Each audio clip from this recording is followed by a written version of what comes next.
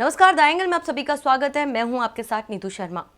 देश में कोरोना के कारण जो स्थिति पैदा हुई है वो किसी से छुपी नहीं है। आपूर्ति और मांग दोनों ध्वस्त हो चुके हैं। महामारी के प्रकोप से कारखाने और रोजगार के अन्य रास्ते बंद हुए तो लाखों प्रवासी मजदूर मार्च महीने में पूरे देश से अपने पैतृक गांवों और कस्बों की ओर चल पड़े थे।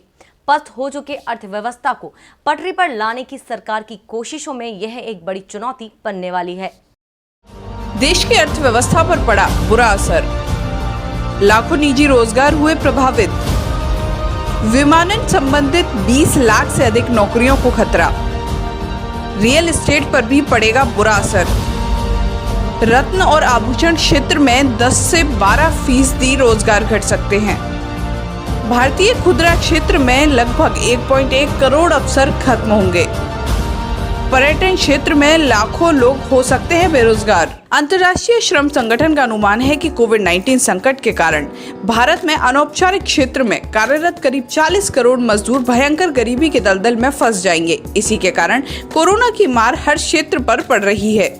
लॉकडाउन की मार से राहत दिलाने के लिए सरकार ने 27 मार्च को गरीबों के लिए 1.7 लाख करोड़ रुपए के पैकेज की घोषणा की थी।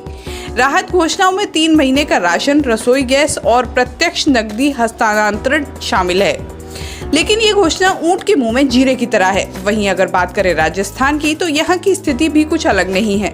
प्रदेश के मुख्यमंत्री अशोक गहलोत कई बार केंद्र सरकार से पैकेज की मांग कर चुके हैं। राजस्थान की स्थिति पहले से ही बेहद खराब थी। मोदी सरकार ने राजस्थान के हित में दिए जाने वाले करीब 11,000 रुपए करोड़ कोरोना संकट से पहले ही रोक लिया था। जीएसटी में अन्य प्रावधान लागू होने के बाद राजस्थान की स्थिति और भी खराब हो गई थी।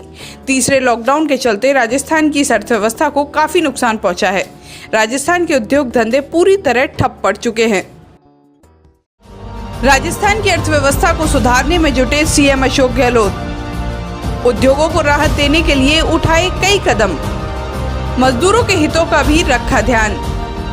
राजस्थान की बिगड़ती अर्थव्यवस्था को सुधारने के लिए उठाए कदम, व्यापारियों को जरूरत पड़ने पर दिलाया आर्थिक पैकेज का भरोसा, बंद पड़े उद्योगों को वापस पटरी पर लाने की कवायद। राजस्थान की डूबती अर्थव्यवस्था की नैया को बचाने के लिए सीएम अशोक गहलोत ने भारत में संभावनाएं तलाश रहे दुनिया भर के निवेशकों के लिए राजस्थान के दरवाजे खोल दिए हैं।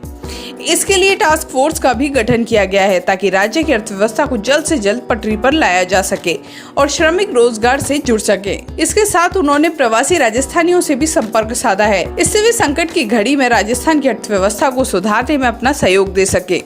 ऐसे में साफ कहा जा सकता है कि राजस्थान के सीएम अशोक गहलोत डूबती अर्थव्यवस्था को पार पाने में कोई कोर कसर नहीं छोड़ना चाहते हैं।